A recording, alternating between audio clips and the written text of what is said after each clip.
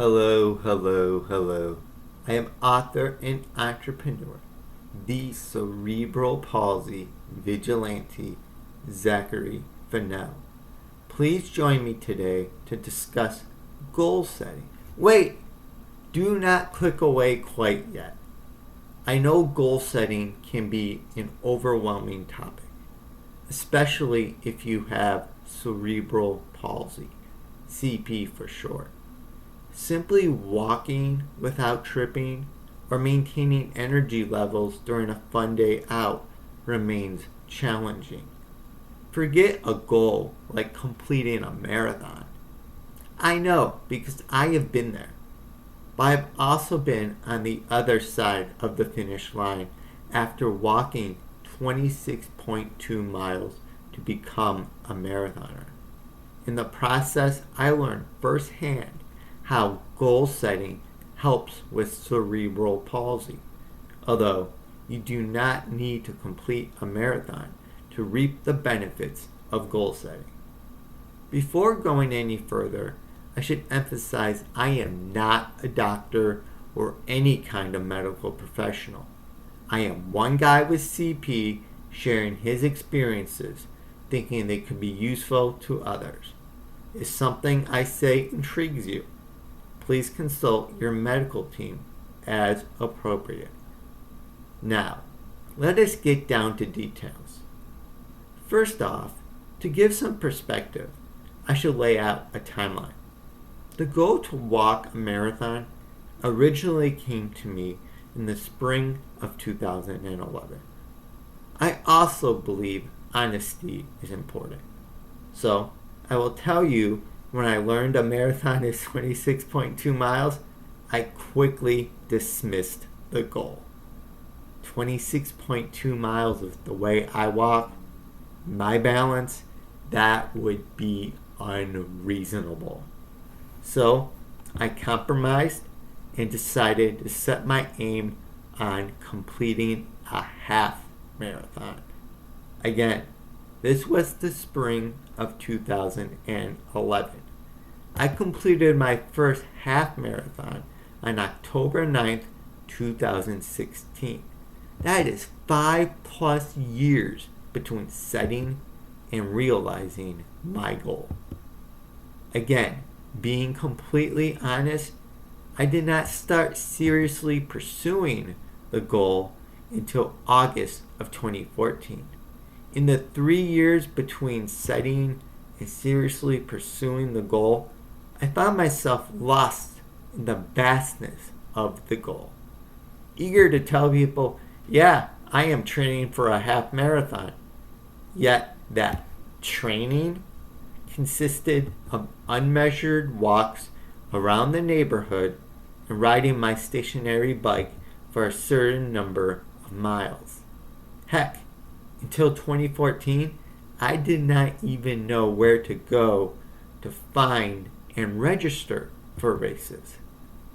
Although, once I knew where to go to register for races, I faced another challenge: getting myself physically right. See, walking distances extend beyond tallying up miles. Range of motion in your legs are important for stepping over fallen tree branches and other obtrusions.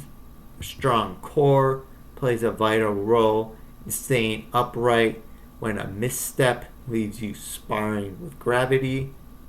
A loose ankle keeps a slight limp from developing into a more pronounced limp. At the time in 2014, I found myself struggling. Since 3 years old, I had some form of physical therapy in my life, whether formal PT once a week before heading into college or performing exercises I learned in PT on my own after college. However, the frequency of the latter flatlined in 2014, leaving me going through a stretch of 111 days without exercise. Physically, I felt the ramifications. Lifting my right leg became harder, evident by my need to use my arm to help lift my leg over into the bathtub or get into a vehicle high off the ground. Plus, I started experiencing a new discomfort in my knee, which I would need to massage to relieve. I knew if I wanted to make the half marathon happen, I would first need to get back to my PT exercises. I set a goal to exercise twice a week, and that one goal made all the difference. By zeroing in on calendar dates, my goal became measurable. I knew I should exercise by the 3rd so I could properly space out days and exercise again by the 7th. As the result, the range of motion in my right leg improved and my knee discomfort went away. In fact, I could argue that in my late 30s, I am in the best shape of my life. That is because goal setting gave me a framework of frequency which helps me manage my CP symptoms.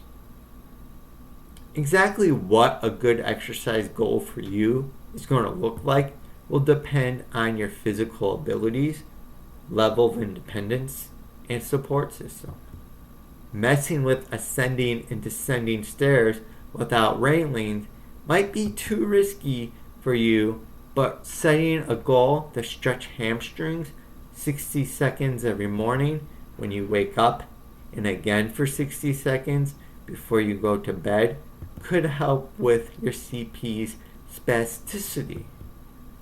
Keys to developing good goals include making them specific, measurable, and focusing on what you can control.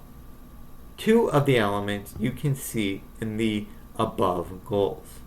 The hypothetical hamstring stretching, specific, designating the time of day for stretching, once you wake up and before you go to bed. Measurable, twice a day, 60 seconds each time. With my goal of exercising twice a week, it's measurable in the sense of answering, have I exercised twice within the last 7 days? Specifics come with arranging my exercises around my work schedule. On days I work at 1 p.m., I exercise in the morning. On days I work a standard 9 to 5, I exercise in the evening. On my days off, I typically exercise late mornings. Now on to focusing on what you can control.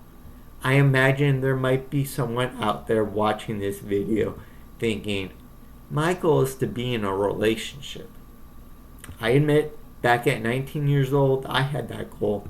Particularly, my goal was to be in a relationship before my 20th birthday. Thankfully, I had someone who helped me talk me out of this mindset, pointing out a relationship is not exactly something you can put a timetable around. Further reflection taught me the goal of being in a relationship is a bad goal because you cannot control if someone is attracted to you. Actually, if anything, the goal is counterproductive. Your desire to be in a relationship can create an aura of desperation, which makes you appear less attractive. Instead, setting goals around what you can control is best. Take, for example, my 5K performance at the 2024 B'nai B'rith Health Run. I am competitive, but I am also my competition. What I mean by that is I set goals for races based on my past performances rather than who else is there. To not finish last is a bad goal because I lack control over who else is participating. Plus, the other participants likely face fewer physical challenges than me, making any comparisons to others unfair to myself. As an alternative, achieving a personal best time is a better goal because I am measuring results only against myself. Nonetheless, just because you set a goal does not mean you will achieve that goal. With the 2024 B'nai B'rith Health Run 5K, I completely missed setting a personal best, both with overall 5K performance and specific to the B'nai B'rith course. Compared to my performance at the same event in 2023, I finished 2 minutes and 47.1 seconds slower. While you may think this would devastate me, the opposite holds true.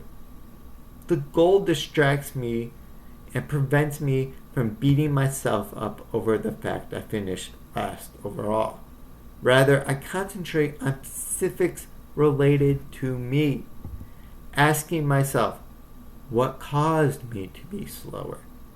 Race day 2024, I woke up to find my ankle crankier than usual. That could possibly be because I went to a movie the night before and I'm not used to sitting for 2+ hours without getting up and walking around. And or I have not been as active training in 2024 as I had in the summer of 2023. Looking at other performances of mine, I have noted a correlation between stronger times when I have been getting out training more frequently. So rather than devastation, I am analyzing the why and taking accountability, putting me in a better position to achieve my next goal. Between that focus on accountability and establishing a framework of frequency for exercising, I feel goal setting has helped me manage my cerebral palsy. Or better yet, help me thrive with CP. For more stories like the ones I mentioned today, check out my marathon memoir, Slow and Cerebral, and get all the details on how I realized the unreasonable becoming a marathoner with CP. I will leave a link to purchase the book in the video's description. While down below checking for that link, go ahead and leave a comment telling me about a goal-setting experience of yours. Also, let YouTube and the world know you enjoyed today's video by clicking the thumbs up icon. Finally, to be notified every time I publish a new video, make sure you are subscribed to my channel and have rung the bell icon. Until next time, remember, don't blend in, blend out.